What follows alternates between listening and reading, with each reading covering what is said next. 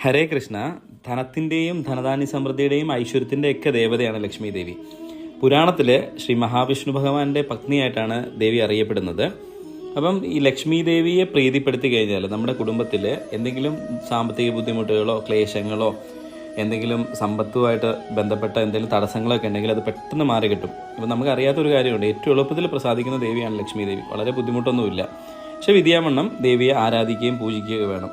അപ്പോൾ അതിന് 2 പ്രധാനപ്പെട്ട മന്ത്രങ്ങളുണ്ട്. ഈ 2 ഏതെങ്കിലും ഒരു മന്ത്രം നിങ്ങൾ തിരഞ്ഞെടുത്തിട്ട് 108 ആവർത്തി 21 ദിവസം മുടങ്ങാതെ ജപിക്കണം, രാവിലെ വൈകുന്നേരം. പെട്ടെന്ന് ഫലം സിദ്ധിക്കും. അപ്പം മന്ത്രം ഇപ്രകാരമാണ്: ഓം ഹ്രീം ശ്രീം ലക്ഷ്മിഭ്യോ നമഃ. ഇതൊരു മന്ത്രമാണ്. ഇത് 108 ആവർത്തി ജപിക്കാം. അല്ലെങ്കിൽ ഓം ശ്രീം മഹാലക്ഷ്മിയെ നമഃ എന്ന് പറഞ്ഞ മന്ത്രം, ഇതിലേതെങ്കിലും ഒരു മന്ത്രം നിങ്ങൾ തിരഞ്ഞെടുക്കുക. ശരീരശുദ്ധിയും മനഃശുദ്ധിയൊക്കെ വരുത്തിയതിന് ശേഷം നിങ്ങൾ ഈ മന്ത്രം ജപിക്കാൻ ആരംഭിക്കുക. പറ്റുമെങ്കിൽ ഇന്ന് തന്നെ ആരംഭിക്കുക കേട്ടോ.